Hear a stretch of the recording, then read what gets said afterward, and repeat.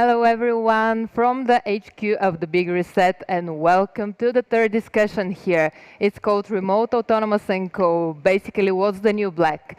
In the past 2 days, we talked a lot about how to start a positive change by resetting the innovation sector, and moved on to exploring the business innovation and talked about the reset in different industries and verticals. Today is the day to talk a bit more about the way we will be resetting this, aka how we will be working. At the beginning of 2020, in the context of future of work, we were talking about AI replacing humans, new skills, robotics, flexible workspaces. And these are not the hottest topics right now. After months of isolation and social distancing, the topics have changed. And we've switched from those high-level conceptual discussions to more practical and how-oriented conversations. And I think that we finally started applying many of the things we used to only talk about. And this is what we are going to be discussing today, the new normal for employees, for leadership, for companies as a whole, if you wish. The topic is enormous, but I think we have here a hell of a group, and we are going to cover as many aspects as possible. And so, without further ado, I want to introduce you to who's joining us today. So, first is Diana Stefanova, the Vice President of Global Site Strategy at VMware, a company that is the leader in cloud infrastructure and digital workspace technology. And it also has one of its strategic sites in Sofia. Diana is also a partner at the early stage VC fund Brightcap. Radoslav Stankov, Head of ProductHunt's distributed engineering team. ProductHunt is known as the go-to place for new products, but also as a fully remote company from day one. Todor Kolev, technologist, entrepreneur, and founder of software studio Obecto, who is quite passionate about building human-centric companies around democratic value. Two keywords here are blockchain and decentralized autonomous organizations, and you'll find a bit more about that later. Velina Gyatova, an organizational psychologist, performance coach, and founder of Not Your Therapy. Her purpose is to change the perception of mental health in the workplace. And she also works with quite a lot of founders and CEOs in the tech sector. And last but definitely not least is Svetozar Georgiev, who is the co-founder of Telerik, the big success story of the tech sector that most of us know, but also the co-founder of Telerik Academy, an academy for well-rounded tech professionals that has also a strong focus on soft skills. Hello, everyone, and thank you for joining us today.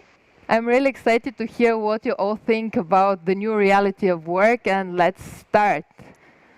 So, first, I want to ask you to briefly give us an overview of how the past 2 months have felt in your organization. What have they changed there? How they felt, basically. Diana?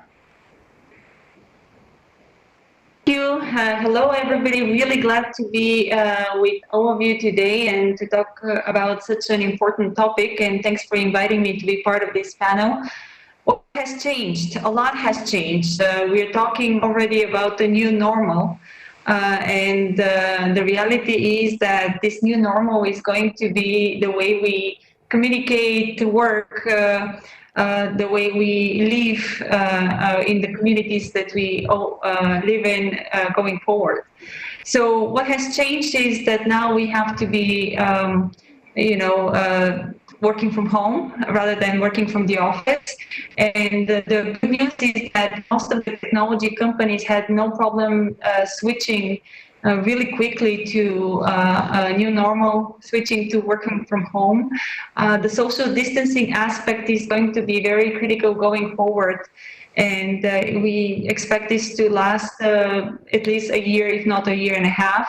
And the reality is that this new way of working that we're experiencing today is something that we'll see going forward, and probably we'll learn to work in a new way. We are looking at really implementing distributed workforce guidelines going forward for the company. And we think that what we experience today is going to change us all, and it's going to change the world, hopefully for better. All right. And Zarko, what about you? And you have many different capacities, but it would be interesting how it went with Telerik Academy. Yes, thank you, Alex. I could say that everything changed with respect to the Telerik Academy because we needed to adapt not only the way we work, but we needed to change the product like 180 degrees. Everything with respect to the learning model had to be adapted very quickly. But fortunately, we've put a lot of groundwork ahead of time, so the process went pretty smoothly. And we were glad to see that actually the students reacted pretty positively to the new model, because this was not guaranteed at all. And also that some aspects of the educational format actually became even more beneficial and effective than before. For example, we managed to increase, although in a virtual environment, the amount of one-to-one relationship between a student and a trainer, which is actually something that our students value quite a lot. So in essence, in a matter of a week, everything that we used to do before changed, but in many ways for the better. Okay, so closer even in distance. Right. What about you, Todor? You run several different organizations, right? Yeah,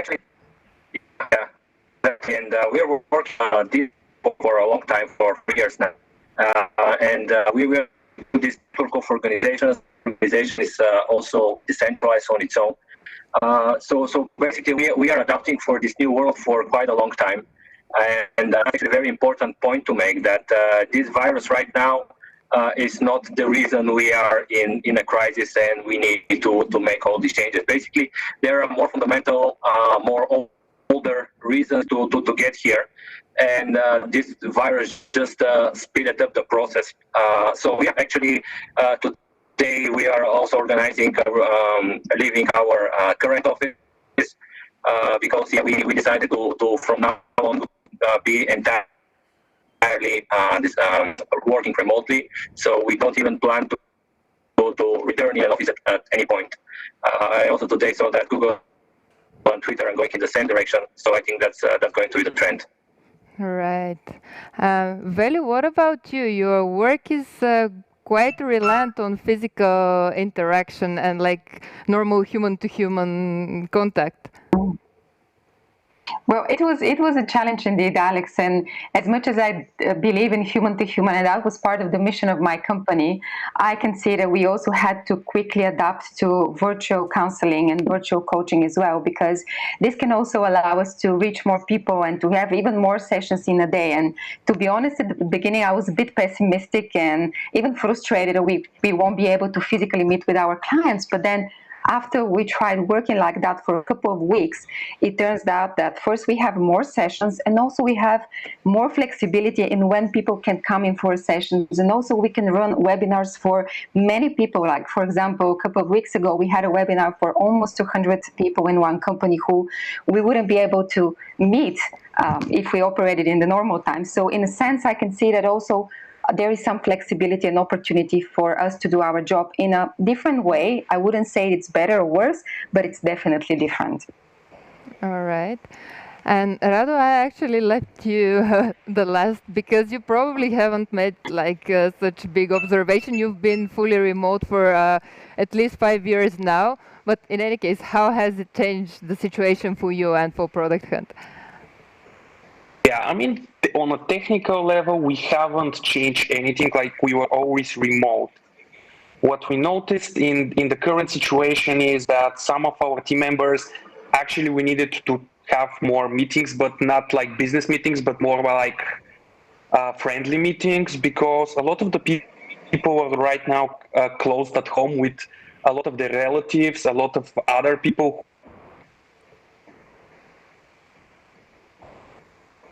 Okay, we use. So we lost Rado, I think, for a moment. Okay. Rado, are you with us still? Yeah, I hear you. Hear me? From Yes. time to time. Hello, hello.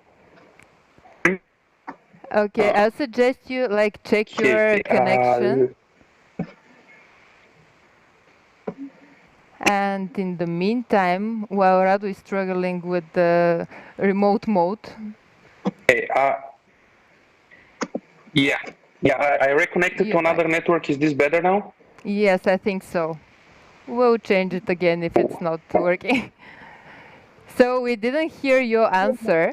Yeah, I have like 4 networks here just for redundancy, but that Okay. always creates some problems. So we heard the beginning of your answer, and it was that you now have more socializing calls than working calls. Is that correct? Yeah, that's true. Like what we noticed was people's performance kind of dropped, like which was expected, and this was not because something changed in our environment, but the environment in people's homes.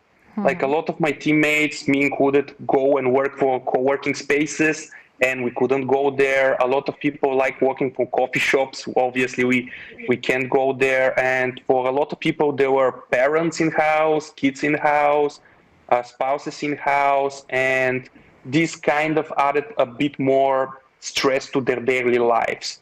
So this was, I think, the main thing we had to address, and we're like currently in the process of addressing because it's like an ongoing thing. Okay, yeah, addressing that as leaders is quite important here. I think we now have a good basis for a discussion.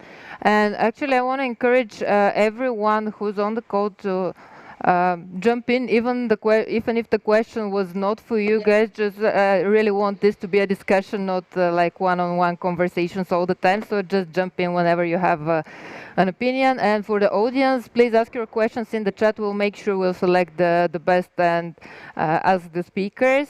And with that, actually, my next question goes to Radu as well, and it's about the leadership. And what's the best framework to create alignment and make sure your company will achieve its goals, even if it's working remotely? And what is actually the type of leadership that shows the best results in remote? I cannot say if anything is like better, like our best. What I have seen that works for us is giving a lot of ownership to people and adding constraints to that ownership. Like for example, the way we work is we don't say people what they should do. We tell them how much time they have to do something. Like we have time box sprints, and everybody cleans up the scope and the things they can put in that 2-week sprint.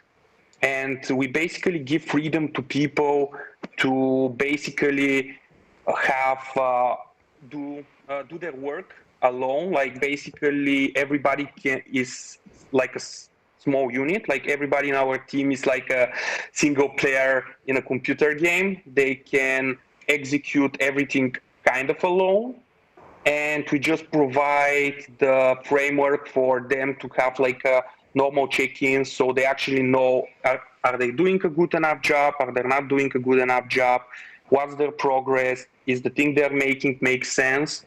And we think as a team every couple of weeks around what everybody is doing, what everybody is learning.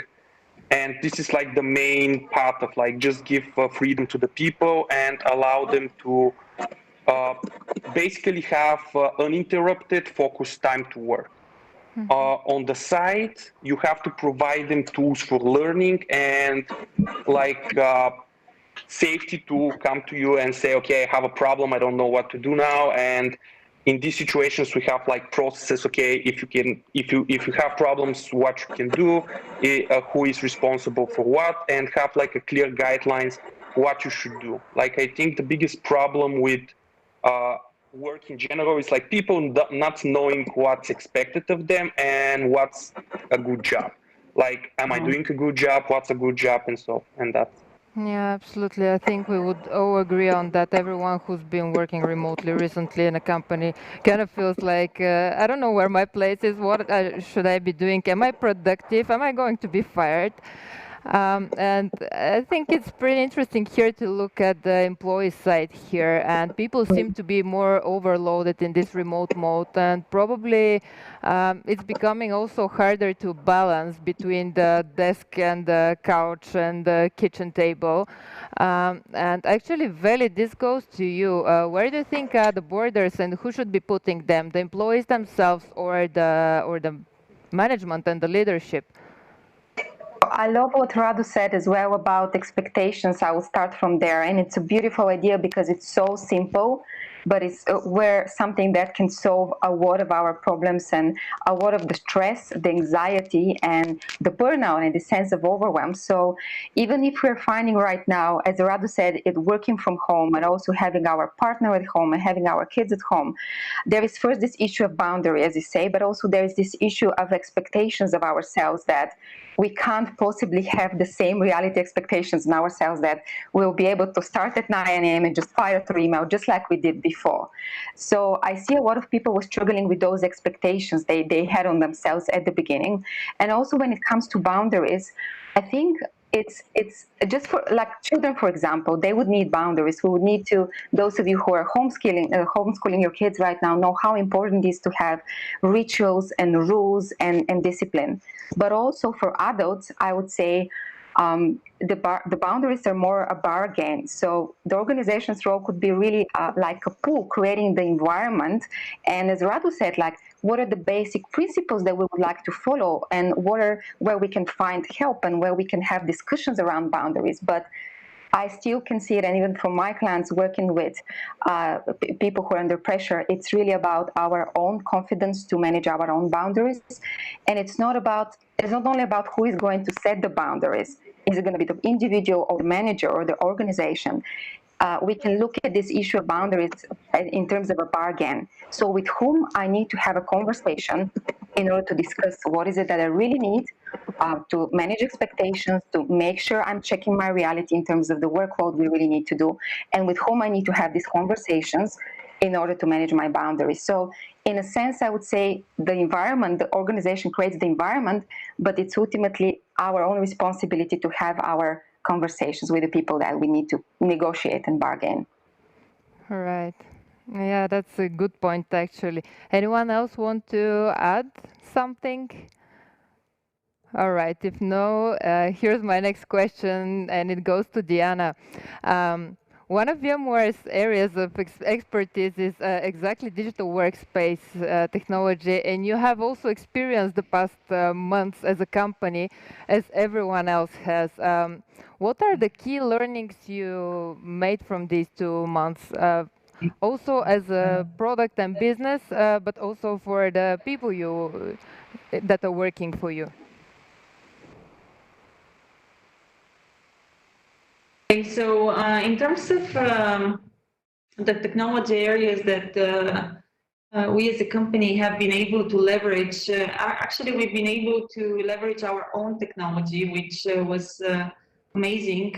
Over 35,000 employees switched to work from home overnight very effectively. And ever since then, we have been monitoring how this is impacting our business. And the reality is that we have been performing even better than when we go to the office, because to some extent productivity increases. We work sometimes without boundaries, and we were just speaking about boundaries. We do have to learn to put ourselves on boundaries, because otherwise you sometimes don't know when is the beginning, when is the end of the day. You keep going with the online meetings. But in terms of technology, the technology that we are able to leverage and also offer to our customers are around the digital workspace. And we have a lot of such technologies allowing employees to reach their data, their apps from anywhere, from any device without any problems. And of course, this goes along with the cloud, whether it's the public cloud or the private cloud of the companies, so where we offer a lot of technologies as well. So we have seen, when it comes to business and working with our customers, that many of our solutions around digital workspace have been in huge demand, and we've been working tirelessly to help our customers with that. But also what's coming very, very top of line and top of interest for our customers and everybody probably around the world is all of the solutions around security. This is very essential when we're in this world to make sure that when we have those online meetings or when we transmit data online, it's done in a secure manner. So those are some of the tools that not only we leverage, but we also offer to our customers and partners. Another aspect of the tooling is around the connectivity, because not every place on the world has the connectivity that we all can benefit from today. And for us to be productive, we need to have equal connectivity everywhere. So some of the solutions that we offer around software-defined WAN are very interesting, and they're in high demand as well. So there's a lot of tools, not only VMware tools, but any other tools of companies that are offering digital workspace tooling and opportunities for transformation. And I think as we adapt them and learn to use them and learn for ourselves, put ourselves boundaries and kind of balance between work and personal life being in the same space, I think will become even better in the future. Maybe I will just make one note, personal note here. Because of those boundaries in the beginning, it was difficult to put for myself some boundaries. I found myself in online meetings sometimes 12 to 14 hours a day. So now I'm trying to do at least one of those or two of those meetings while I'm walking. So I think we all learn to be creative. So this is on one side challenge, but also an opportunity. We can be creative in how we transform to this new normal. And there's a lot of benefits, actually, if you look at it from all angles. So we should just try to balance and make it work. Yeah, I really think there will be new products emerging that will make it all more comfortable. And yeah, and definitely security and connectivity are keywords here, given the past months and everything that we learned. Keyword here, Zoom, and yeah. Right. Zarko, my next question goes to you, and it's related to this whole change in the past 2 months. A lot of us spent tremendous amount of time in looking for what we should be learning now. And I think that's quite an important topic here. And you are a co-founder of Academy that, besides the hard skills and programming languages, also has focus on business and soft skills. And given the current situation, what are the trends that you see emerging and accelerating? And do you think there are some skills that will become obsolete and others that will gain more relevance? And which are they? Yeah, sure, Alex. Thank you. If you allow me, I would like to chime in a little bit on the previous question first regarding people's productivity at home. Because this is a very interesting topic for me. I don't know the answer, but I just want to sort of chat about it for a second. So I've heard from quite a few people with different companies that they witness increasing productivity, in the past couple of months. So what I am wondering, ever since is that for how long we can actually sustain this. And I'm thinking about this by observing my kids, because I think, we can learn a lot from children and from their behavior, because it's pure unconcealed behavior. So what I'm witnessing at home, my kids are, first and fifth grade. So they became accustomed to the new routine. I think they're pretty effective and efficient with homeschooling. They got used to technology and all those new means of learning, no problem at all. But at the same time, they are getting more and more depressed because they miss their classmates and their teachers. They were actually devastated when a week ago it was announced that the school year is going to continue actually finishing in this mode. So I wonder whether the same would be true at some point for adults as well. Because yes, initially you save some overhead from traveling to the office and all that stuff, but at the same time, going to the office is not about going to a physical space. It's about sharing your life and your work experience with others, because this gives you the notion of belonging to a team and the joy of actually winning and achieving success together. So again, I don't know the answer, but I think we should take those initial results with a grain of salt and see whether they can be sustained. Sure, there are people who work very effectively from home for long periods of time, but I honestly doubt that this would be the case for like the general population. We'll see. It's just something that I wanted to chime in because it's very interesting for me as well.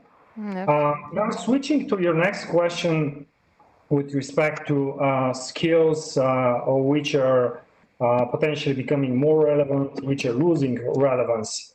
A key cornerstone of our program is actually the soft skills module, the soft skills aspect of it, because hard skills, technical skills are easier to learn because they don't relate really to behavior and personality. With soft skills, this is not really the case, but they are much more important.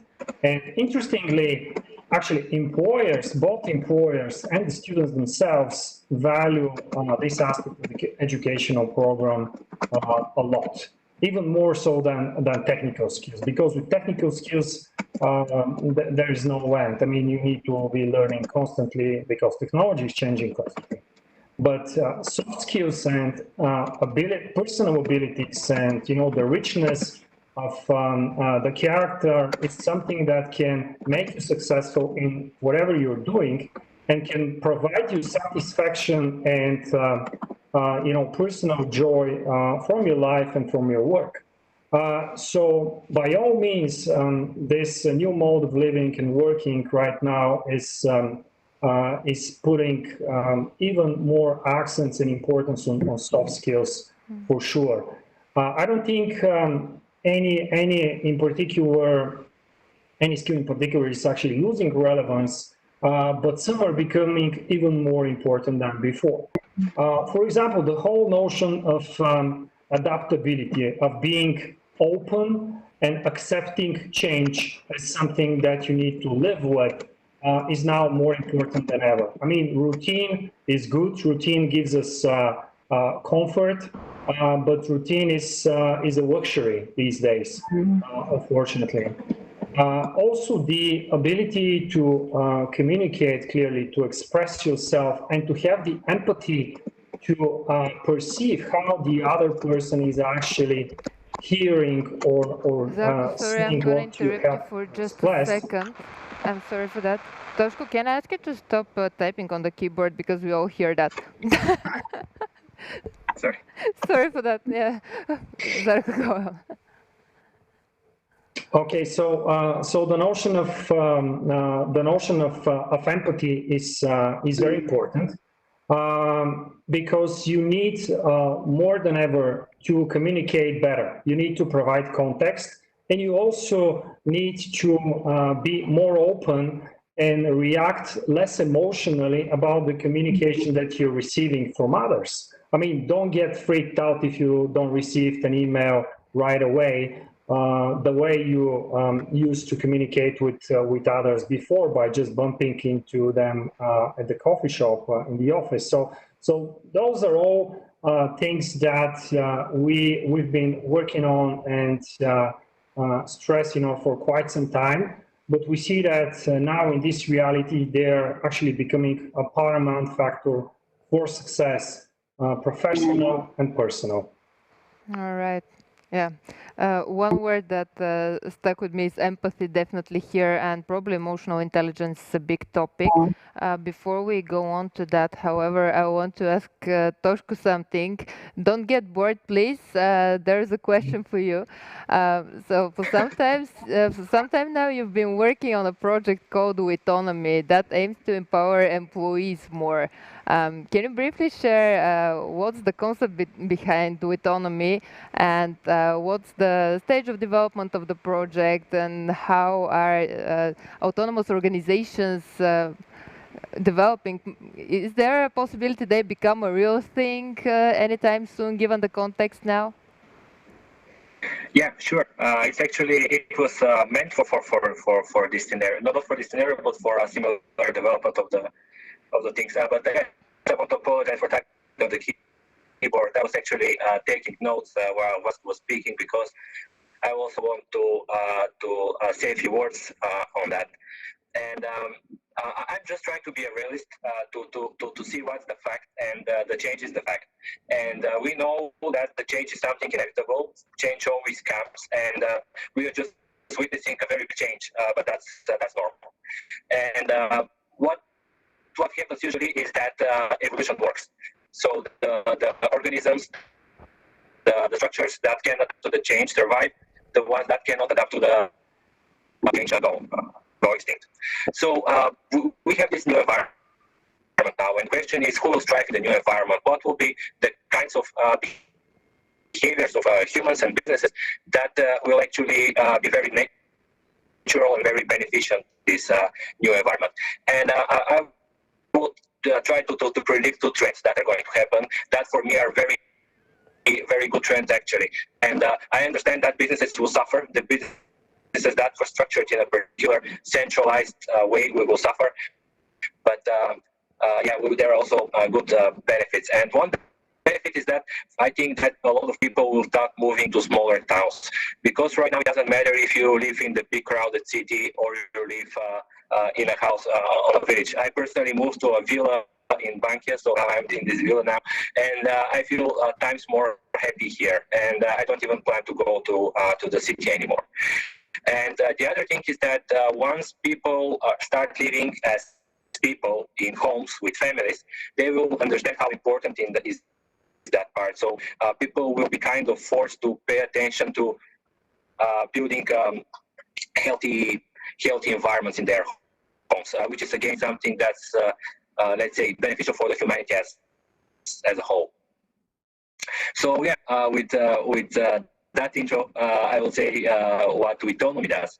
So the idea of Autonomy is to build entirely decentralized organization. So let's assume, for now it's a hypothesis, but it's becoming more and more true, that all the institutions fail. So all the current world order that's established by this hierarchy of institutions somehow fails. So a new world order, let's say, comes, and we still need to do business, and we still need to establish organizations.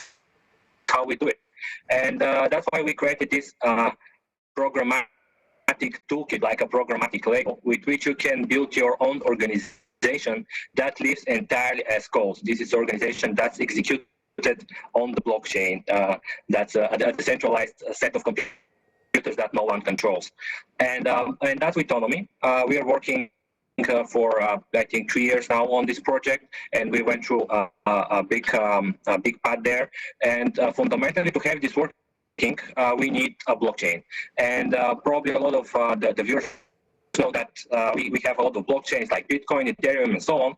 But the problem is that none of them actually works in practice. They are so restrictive and so early stage technology that they don't work in practice.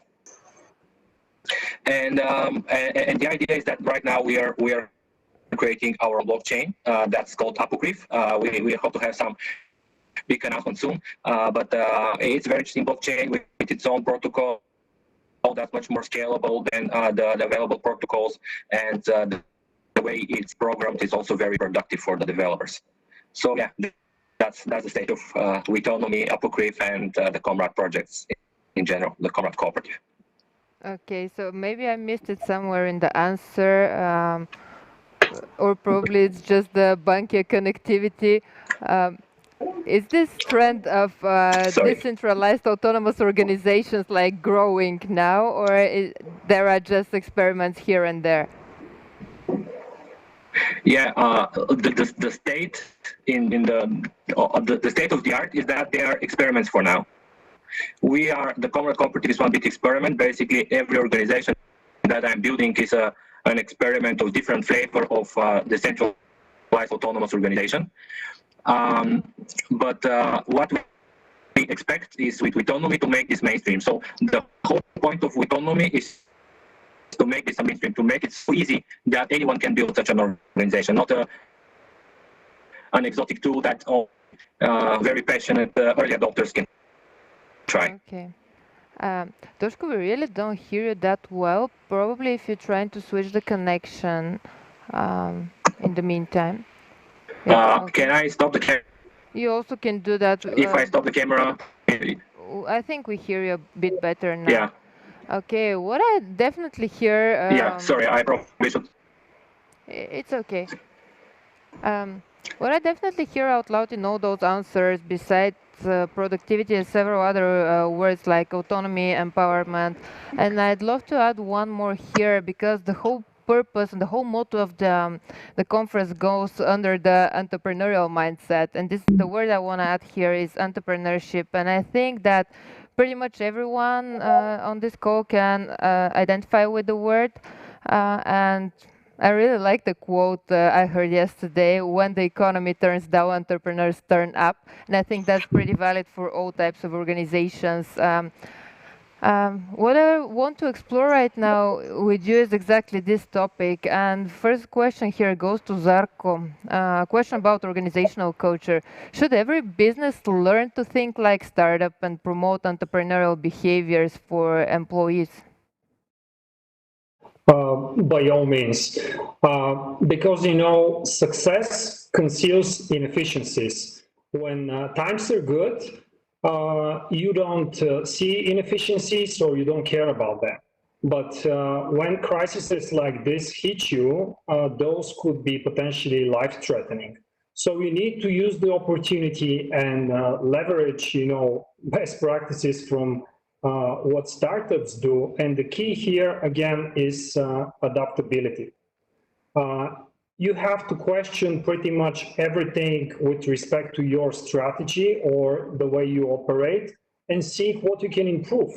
Do you have to have those, 4 products that you've been doing forever, or do you need to just kill 2 of them and focus on the 2 in which you're really differentiated? Do all types of just operational activities that you've been doing daily need to continue the way they are? So the ability to really have the guts and the boldness to change things that you have potentially been doing for a long time is critical. Typically, companies and people are afraid to experiment with new things or to change existing strategy or means of operation because they're afraid what could go wrong.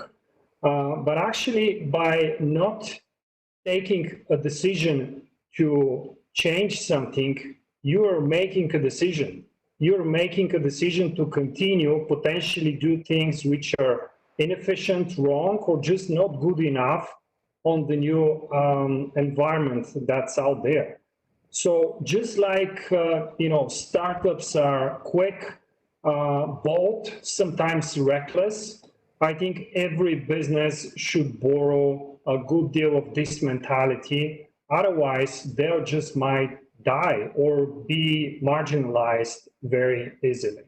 So it's now is the time for everybody to think like an entrepreneur, like a startup, and don't be afraid to change course or at least adapt the way things have been done for some time now. All right, thank you for this. Diana, I think it would be quite interesting to explore the topic of entrepreneurship in large organizations. And in your case, it's even more interesting because on the one hand, you are heading a huge corporation, and on the other, you are a partner in early stage VC fund where you see the entrepreneurial mindset, like the very first sparks of it firsthand. So how does entrepreneurship look like from your perspective? Yeah, that's a very important topic, and companies like ours, one of the most important things is really to challenge the status quo, to think differently, to innovate in everything that we do. And we would not be where we are if we didn't do that early days, and we don't do it today. The reality is that we invest a lot of efforts in thinking differently and just challenging things the way they might look normal. And I really like the concept about adaptability that Zarko has been talking about, because the reality is today we have to adapt to a new normal. On top, we have to think differently in terms of how we adapt to that and how do we solve for the future.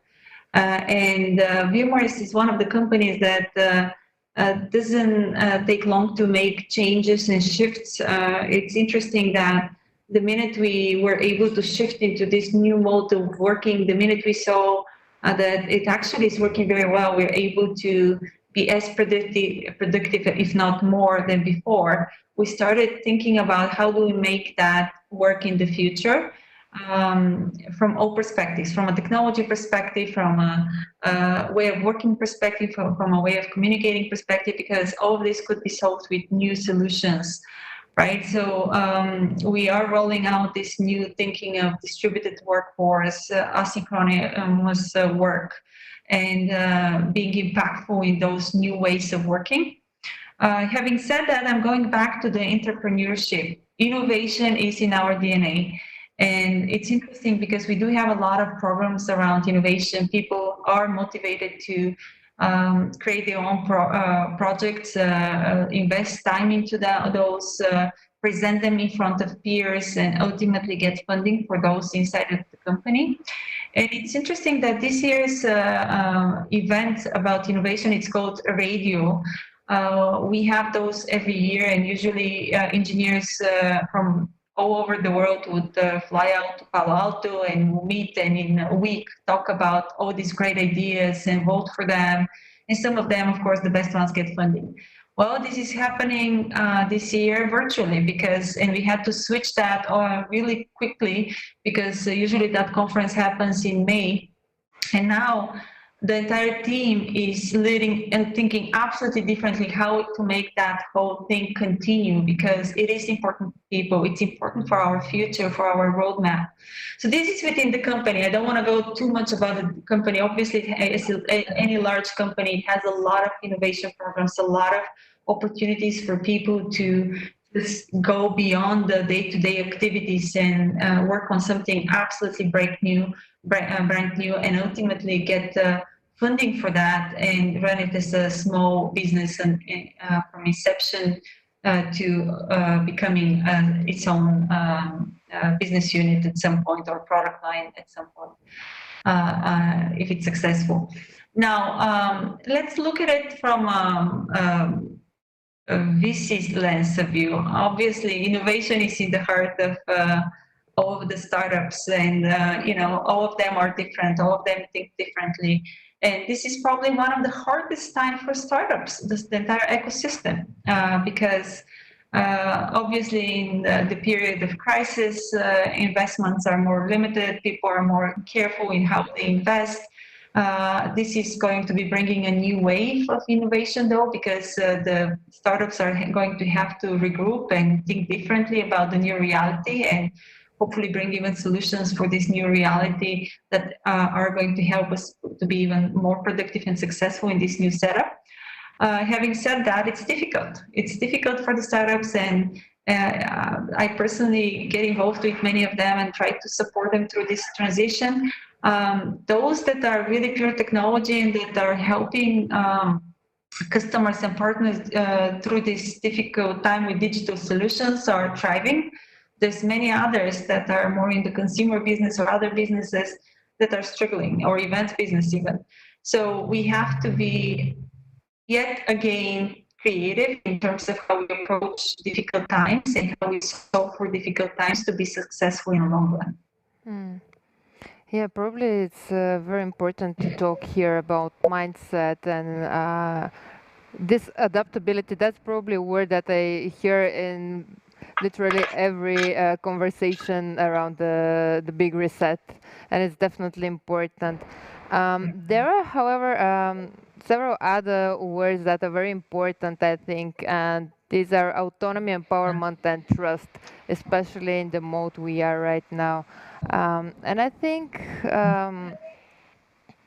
Veli, Todor, and Radoslav, even though coming from quite different backgrounds, all of them can build a thesis around that. How do you think these super trendy right now terms are translated into concrete actions and steps in the context of the new working reality? Probably I would love to start with Veli. That's an interesting point when we think about change and how things are changing because of the pandemic. But what I see is that when I work with founders and even with larger companies, when it comes to trust, autonomy, and culture, there is not so much that has actually changed already, but the things that we had before, the issues that we had before, are amplified. So in a sense that we are now facing the consequences and the implications of our human and leadership choices and decisions that we have made in the last couple of months or in the last years. So if, for example, a company has had issues with trust and there was a culture of lack of transparency and people were afraid to speak up and there was conflict and all of that. Now in the current situation, that's amplified. And also, if we had issues with autonomy, or if we had all of those as strength to our company, for example, as Todor is saying, is at the core of your culture is autonomy and people oriented towards results, and they trust each other and they feel free and safe to collaborate and to brainstorm, then that is also transferred in our remote environment in a way. So I can really see that there are not so many new challenges, but what we had before is in a way amplified by the situation. And I think it's really creating some red flags for some of us to do and practice some emotional hygiene with the team. So if we didn't have that at place, maybe now it's the time to put some best practices and rituals and create this communication that can allow people to feel free and not have the fear and can trust each other to do the job. So in terms of quick fixes, I don't think I have a recipe, but it can be a beautiful start to start having honest conversations with the team about truths that have never been spoken or heard of before. Or as I call it, this type of vulnerability sessions where you can gather together with your team and everyone can share their real anxieties about the business and in work. I'm not talking about anxieties that we have about health and the government and how the whole situation is affecting us personally, but we can have anxiety parties or vulnerability sessions with our team where we can face our challenges directly and we can brainstorm on how we can find solutions to those challenges and solve them in a healthy way. That would be one idea you can start with from experience. Yeah. Anxiety's party is definitely, sorry for interrupting, but I wanted to say, yeah, that works. Yeah, no, you've tried that. Someone was trying to say something. Okay, can you jump in? Mm-hmm. Yeah, that's me. Sorry. So yeah, I just want to continue on that. Really the big challenge is very psychological, because it's the fact that people should find meaning in a different way. So. To put it in a perspective, the problem is that autonomy means responsibility, basically, and people have gave up their responsibility to get the security of the work in most cases, and to be, let's say, resources for the company, because usually that's the position. And the idea is that once the companies are getting more and more automated, which as I said in the beginning, it's a bigger problem than the coronavirus, that we are automating everything. And as we automate everything, people are not needed as resources anymore. So the thing is that people cannot find this meaning in their work that they used to find meaning in their work, and they should find other ways for that meaning that should come within, not from outside. And yeah, that's my take on this. That autonomy is very important. That's our problem with our society, that people are not used to be autonomous and responsible, and now they need to handle that. One thing about autonomy, like we are thinking, we at ProductHunt were thinking basically about autonomy from day one. And for us, one of the life hacks of, again, giving autonomy to people is having this single player mode where the idea is that you should be a mini entrepreneur by yourself. That's the reason a lot of my colleagues now have companies, VC funds, startups, and hopefully half of my team in 2-3 years would run into the sunset with their own companies, is that we basically don't try to not put people into telling them what to do, but say what you expect the result to be. Like mostly focus on, okay, I want your result to be like this. It's your freedom. I can support you. I can give you feedback. One example for this is our customer support. Like I know a lot of people work in call centers in Bulgaria, and they have to be at the office. They have to be monitored. They have to be checked. And our whole support team was always have been remote. We never track their time. I have no idea what they are.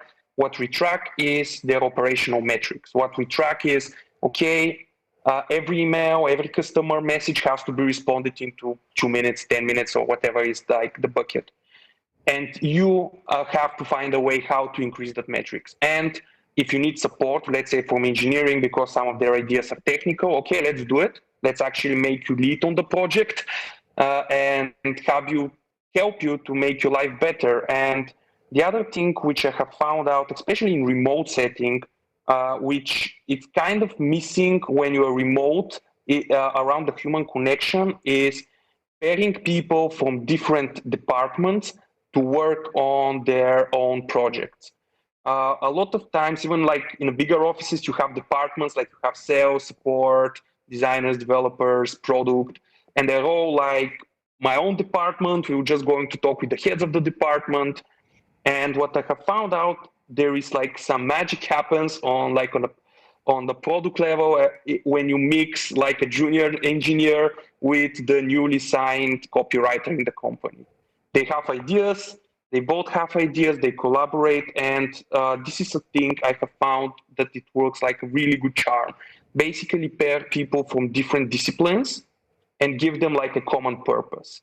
And this is a way for me to like first give purpose to the people, like find out, okay, I want to solve this problem. It's not for me just, okay, I just block my hours. I just want to solve the problem and I would solve it with somebody else. And in the process, the person from the copyright learns a bit about technology. The developer learns how to write better and stuff like that. And everybody wins. And you get a bit more generalist people than more specialized people.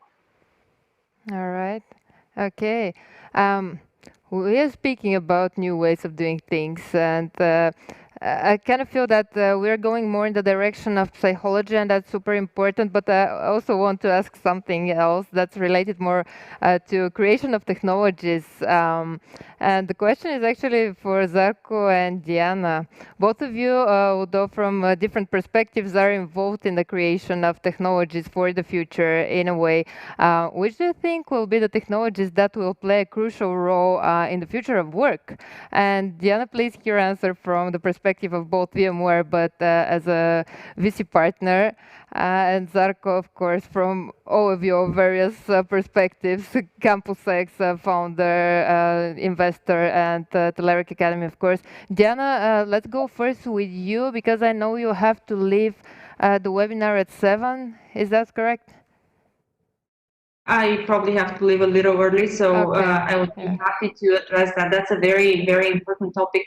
Let me start with something that we have been speaking for a while about, is the 5 superpowers of the future, the technologies.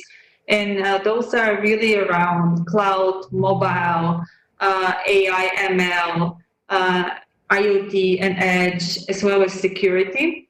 And the security one is really an overarching aspect among all of the first 4. And to be honest, this is probably becoming one of the most important technologies that we have to go for, because there's a lot of security solutions, but not one that is overarching and solving the challenges that we are facing from all business aspects. So I think cloud gives us an unprecedented scale, right? The reality is that without cloud, we are not going to be able to do what we do today, right? And when I speak about cloud, it's really the private clouds, the public clouds, the multi-cloud era, which allows connectivity between the different clouds and opportunity for us to choose which one to use depending on the workloads that we have, depending on the data that we have. Mobile, we all see why it's important, right? We need to be able to work, to access our data, to access our apps from any device, from anywhere that we are. And mobility and enterprise mobility is going to be essential going forward. It's one of the top priorities for CIOs as well, of different companies as well. AI and ML, obviously, there's all this data that is being generated. We have to be able to understand better, and not only understand it, but we should be able to act autonomously based on that. And speaking about autonomy, this is where the IoT aspects comes in and the edge aspects, right? We are managing a lot of devices around the world, and the reality is that being able to manage them remotely, being able to create autonomous actions is going to be essential. So that is ultimately an essential part of everything that we do. But no matter what we do, no matter which technology we're talking about, without security, it's not going to be what it needs to be. So I think security is an overarching theme. It's a huge priority. It doesn't matter whether we speak about VMware or large companies, or it doesn't matter where we speak about a startup ecosystem. Security is a huge trend, an important challenge to be solved. And I think there will be a lot of investments in this area going forward, in addition to all the other areas that I also mentioned. So hopefully that gives an overview of some of the technological trends and what's coming up. I think this encompasses both the VMware view, because we as a company also invest in new technology in new areas, and we have solutions in all of those. And also that's something that we are seeing from the market, a lot of activities in different areas. I would like to see more and more security-related topics from Bulgarian in Europe, and hopefully we see some such startups coming up in the coming years. Hopefully, yeah. Thank you for that. Zarko, what's your take? Yes, I fully agree with everything Diana had to say. More fundamentally, what this pandemic amplified severely is the fact that many businesses are actually not digitized. They're not ready for this new digital reality. And in order to survive, they need to go this way. Many businesses are not instrumental. There's no access to information, to metrics, which enables people to work remotely and to be autonomous, like some of the colleagues I mentioned earlier.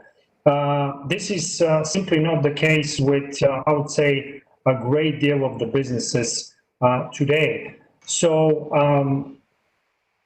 as I firmly believe that software is going to rule the world, this crisis is amplifying this even more, because every business would need to adopt technology, software and hardware, of course, and become digital. And not only become digital, but really stress on great user experience. Because just having some kind of a digital channel for your customers or your employees, your personnel, is not good enough. The user experience needs to be top-notch. Otherwise, productivity and satisfaction with work or with doing business with this company would suffer phenomenally, and you might actually lose business or lose the motivation of your personnel, not because your product or service is inferior, but because of the inferior way you're interacting with your customers, because your user experience actually is not good enough. So this is, again, something that people should be thinking very hardly and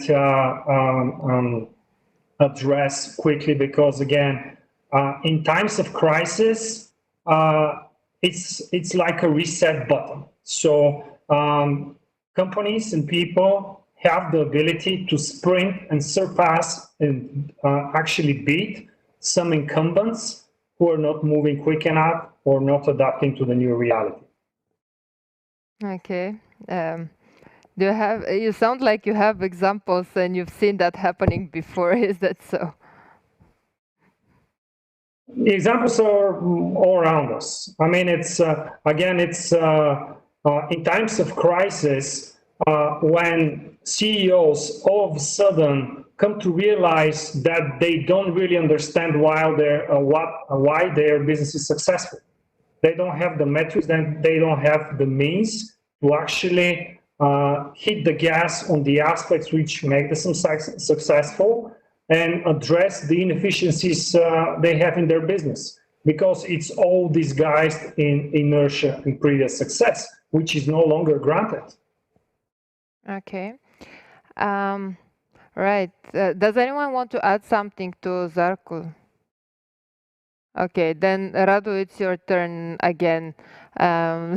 This recent switch to the remote mode was rather a reaction than something planned. And what would be your advice for organizations that want to go strategically and strategically implement these distributed workforce programs?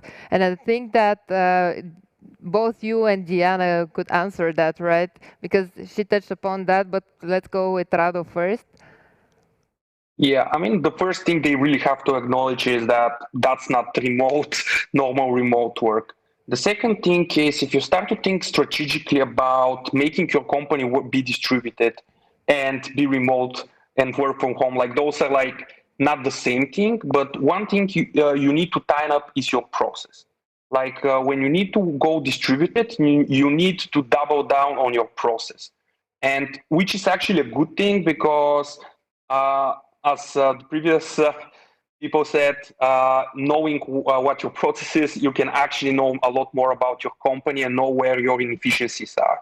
You need to get into people need to get into the culture of having explicit knowledge. A lot of times when you are like in an office, in a place, there is a lot of implicit knowledge. Like we do this, this is the person who does that, and there is no clear ownership into the situation. If you want to go into more strategically implementing distributed, like the first thing you need to focus is what's our process, which of the things need to be rethinked, which are our core parts of our process. The most important is how we can distribute the knowledge we have inside the company to everybody in the company. Like, for example, what's our policy of buying new tools? Which are the tools we are using? What are our security policy? Which is like security, which was mentioned like at least 5-6 times today. And actually it's really important. And a lot of companies, for them, it's like we only think about it when it's a problem. And if you start with the mindset, okay, who has access to what? What's our policy there? Your life becomes a lot more nice. Also, the other thing you have to think about and revisit is this thing called meetings. A lot of times people say, yeah, it's just nicer to come for like a 5-minute call. But in reality, that breaks the process of multiple people. Like one skill, this was like an earlier question as well, like people need to invest is writing skills, writing communication skills. And the whole company has to go into that mode of, okay, we need to write down our process. We need to increase down our writing communications, because in general, I even think that when people write their thoughts down, they actually solve their own problems. Like I have had situations many times where somebody pings me, I have a problem, can we jump on a 5-minute call? And I'm like, can you write me like a small passage so I can be prepared? And 20 minutes later, it's like, okay, I solved my problem when I write this down. So those are like my general tips for like thinking more strategically. Just have explicit knowledge and focus on the written skill. Thank you. That was actually quite practical. Diana, do you have something to say here? So we're talking about distributed workforce now, and I think I'll take my thoughts on a different level. I think when we think about distributed workforce, we are thinking in three directions. Number one is, what does that mean from a workforce perspective, from a talent perspective? Number two, what does that mean from a workplace perspective, our office, right? And last but not least, what does that mean from a work perspective? So how does our work change? Let's start with number one, workforce.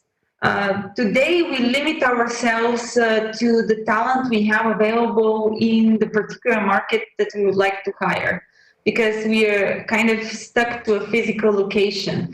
And today we speak about, do we have enough talent in Bulgaria? Do we have enough talent in Europe? Or how can we address this challenge with a limited number of talent?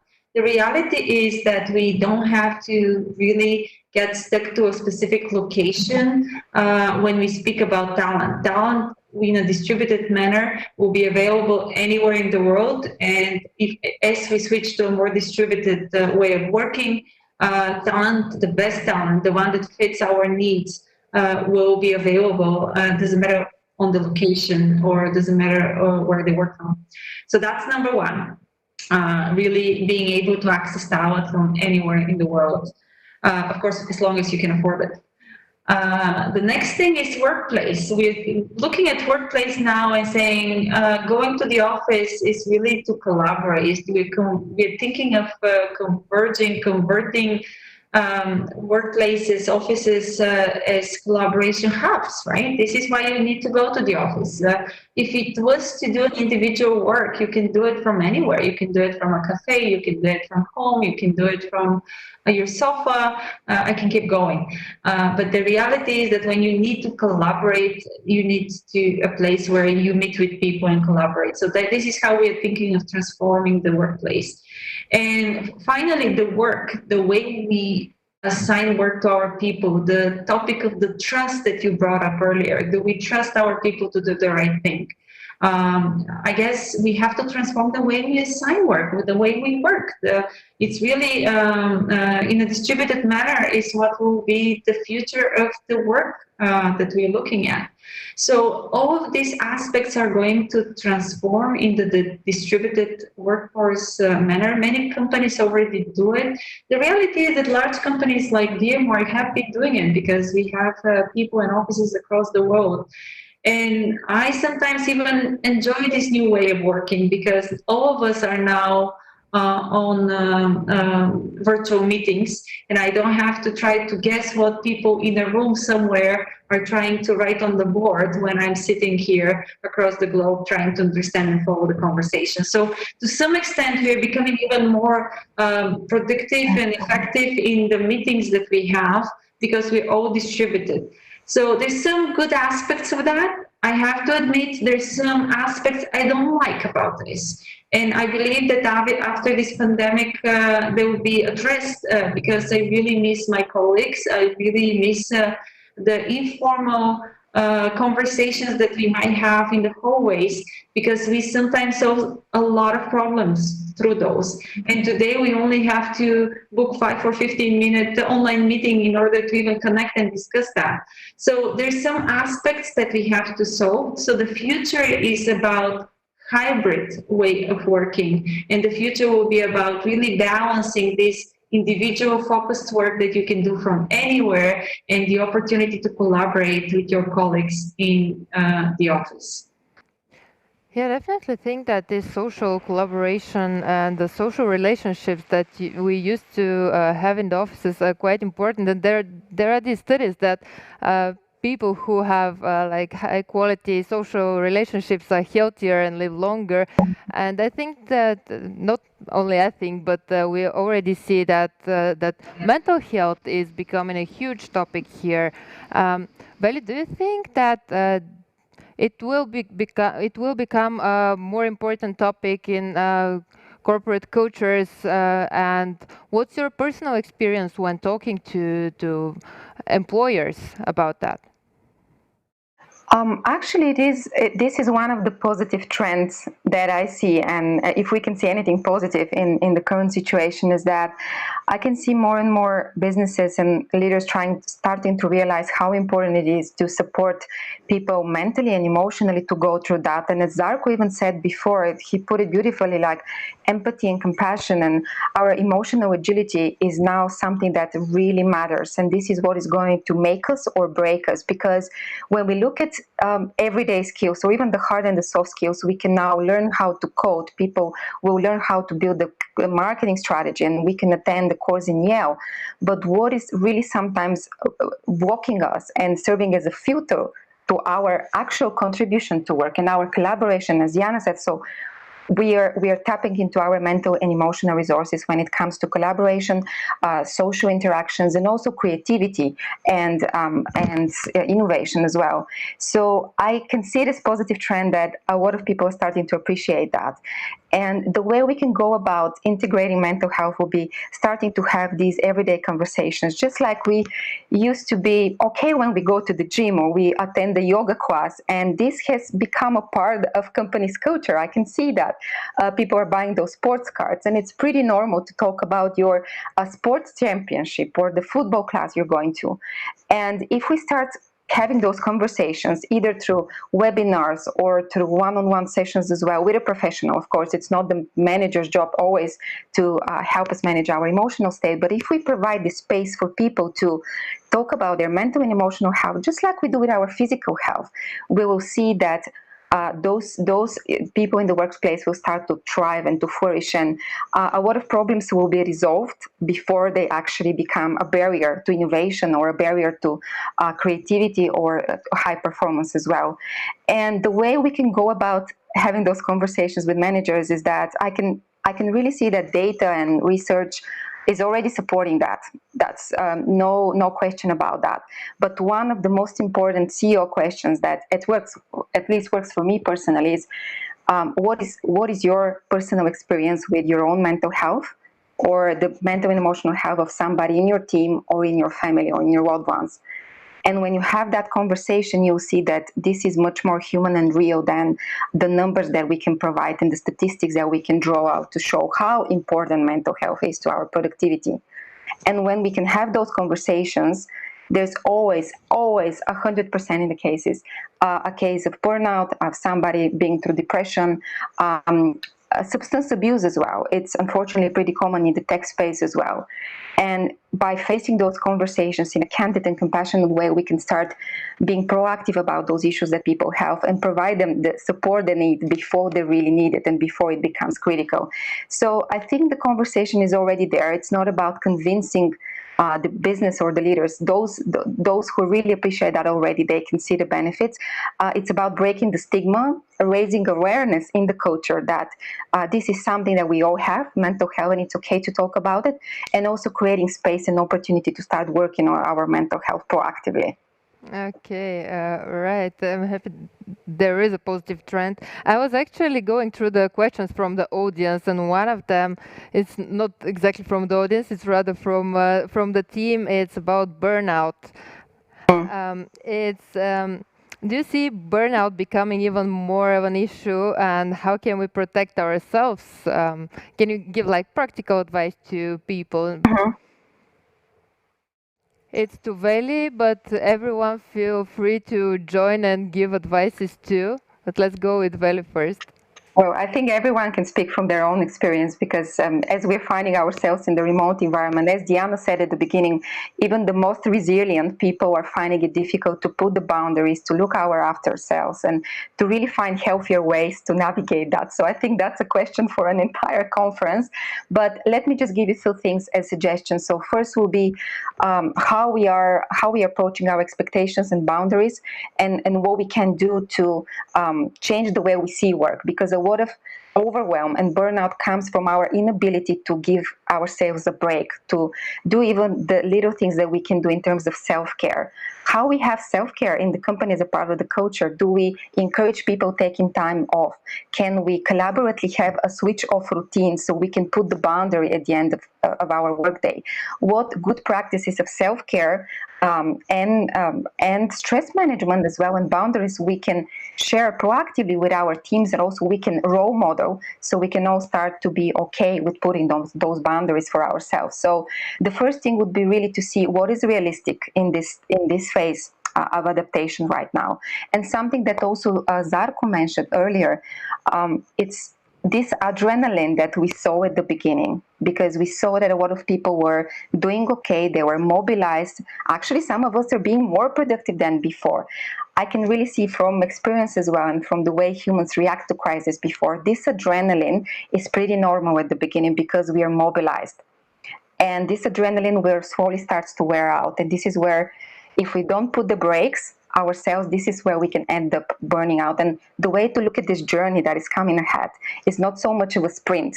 Let's be super productive in these 2 months. We're going to kill the crisis. Let's find opportunities. But it's about being realistic and finding ways so we can recognize again the value of good sleep, nutrition, boundaries, and rest, and prepare ourselves for a marathon, because it's going to be something like that, not so much of a sprint. Okay. Anyone else? What are you guys thinking about that? Yeah, Diana? I can offer a quick opinion here when it comes to burnout, and I will try to be very practical in everything I say, but ultimately, I think we do need to come up with new rituals and learn how to be balancing well the work, the personal, the social aspects of our lives while we're in the same place, our home, and doing all of those. We have to balance between them. This is very difficult with kids being at home and pets, and I have been on numerous meetings when and kids enter the room while I'm on camera. By the way, I have my door locked now.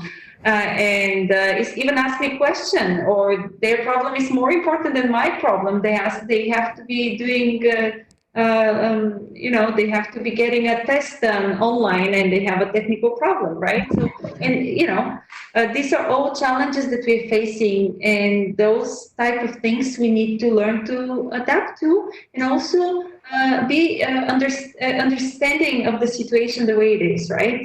Be flexible with the people that we work on, because every single time something like this happens now, if somebody enters, one kid enters during the work, you just get them on your lap and have them participate, right? Just like this is normal, rather than be really uncomfortable of that situation.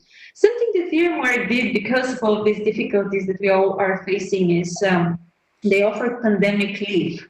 So basically additional leave, so people can really take their time. And if they have difficulty just during this crisis situation and pandemic situation, just take some time off, right?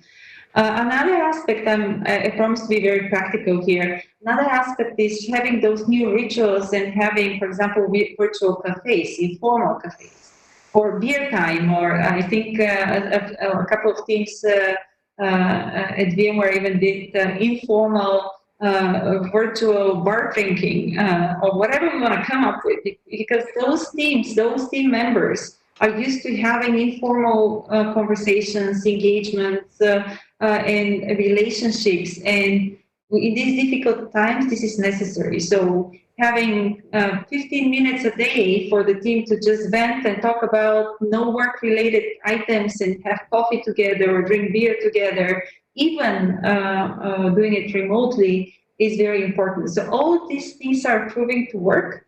One other final example of practical example of making things work is schedule meetings for 5 or 10 minutes less than what they usually would be, because usually we go by the hour, right? So instead of having an hour meeting, have a 55-minute meeting. Or 50-minute meeting. So you have 5 or 10 minutes to walk and do something different than just sit in front of the computer. So all these new ways of kind of coping with that situation, it's showing that we can be creative in everything that we do. And we can learn from those experiences, see what works and what doesn't. And ultimately, I'm sure that we'll adapt to this and we'll make it work. Speaking of audios, these new ways, and I'm still looking at the questions from the audience. Here's one that is quite related. Would we witness more traditional and non-tech businesses or even public services embracing the remote working mode? After the crisis, what can they learn from the tech industry? Because kind of this whole conversation is around the tech industry and practices that we all know. Who wants to answer that? To be honest, I actually talk with a lot of my friends. Like I have a couple of friends who are like a lawyer. They have a law firm, and right now they're just searching for like a co-working boardroom for meeting with clients and being only remote. And a lot of businesses are kind of finding out that okay, we don't actually need an office. And I think what they can learn from the tech industry is not being afraid of technology, I think. Because we as a tech industry give us technology and we are very happy to use it. And most other businesses, for them, technology is liability, something to make us look dumb or something like that. And I think that's the key for a lot of businesses and even like bigger companies, as mentioned. We lost Radu again. Yeah, are you here? Yeah, embracing technology and my internet drops. Such an irony. Embrace the technology. Yeah, embrace the technology and have redundancy of multiple internet connections at home. Like this is something everybody has to learn. But yeah, I mean that would I think the biggest takeaway for most companies to look at this as a tech company would look as an opportunity. How can we optimize and can we actually use technologies to help us to do that? Okay. Well, I really hope that we'll see more traditional and even governmental companies and institutions embrace the technology. With that, because we only have like 5 minutes left, and I really want to wrap this up with one final thought from each of you. The topic is enormous. It has so many aspects that it would be ridiculous to think that we can cover them in one webinar. So as a final thought, however, could each of you share a thought on what's the key learning for the future of work from these past 2 months that will be instrumental for the way we work tomorrow? And please keep it on the practical level, as the whole discussion so far was. Diana? Okay. The first learning was that actually we could be as productive and effective remotely as we are in the office, if not more. I think this is on the good side.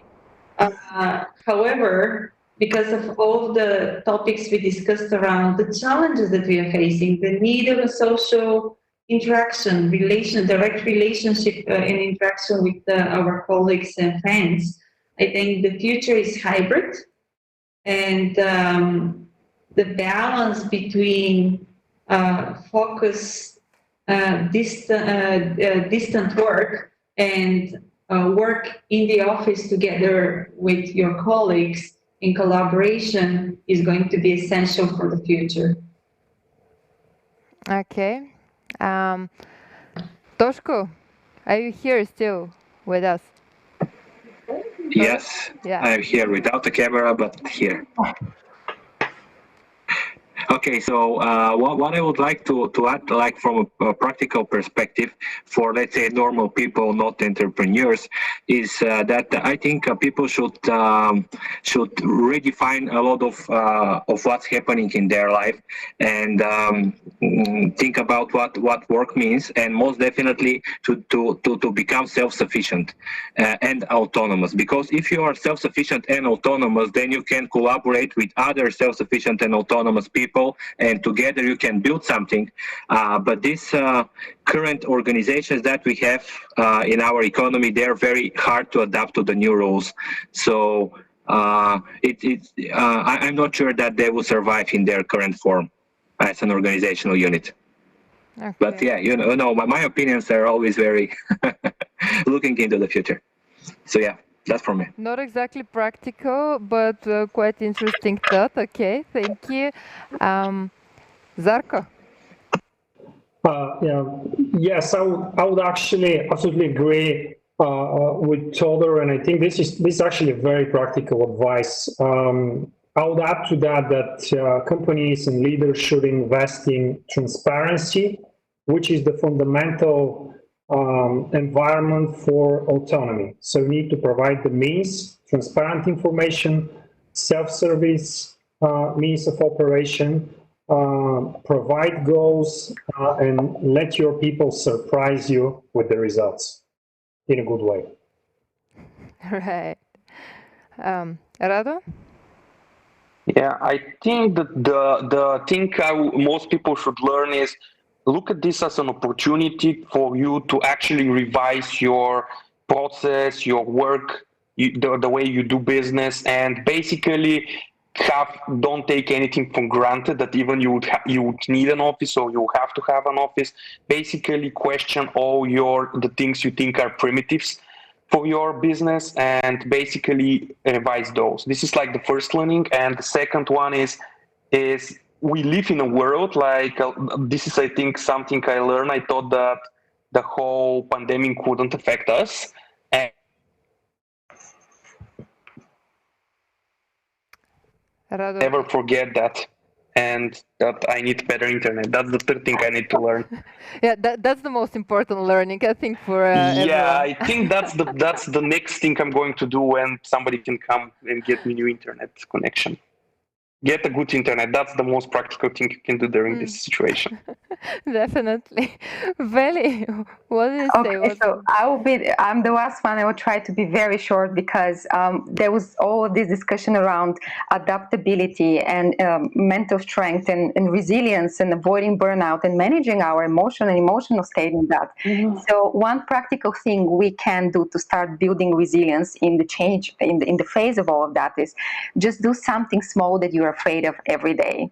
Because we can see that first, a lot of things are really out of our control and things are changing faster than when we can think.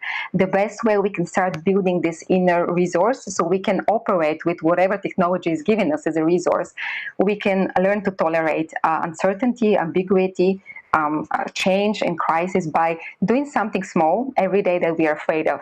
And I'm not saying just to go outside without a mask or not to follow the preventive measures, but something like if you want to climb one of the mountain peaks at the moment, it's a beautiful time. We can go to the mountain. If we want to start to sing in front of an audience, we can do that. If you want to have a conversation with somebody at work that you've been avoiding for months, now is the time to do that. So do something small that you're afraid of every day, and the resilience is going to start to build up. Okay, thank you for this great ending, actually. Thank you, everyone, Diana, Veli, Toshko, Rado, and Zarko, for being part of the panel and for sharing these insights and thoughts with this great group of resetters we've gathered around the conference. I really hope, and me and the whole team, actually, we really hope that this will be a spark of a new movement and like a lot of energy, good vibe that we kind of lost throughout this distancing time. Dear resetters in the audience, I hope you enjoyed the panel and everyone could take something for themselves. We'll see each other tomorrow in the morning, again at 10 on the main stage for our keynote. That will mark the beginning of the 4th day on social innovation. Thanks for watching us. Thank you, dear panelists, for being part of that, and see you all tomorrow on the main stage again.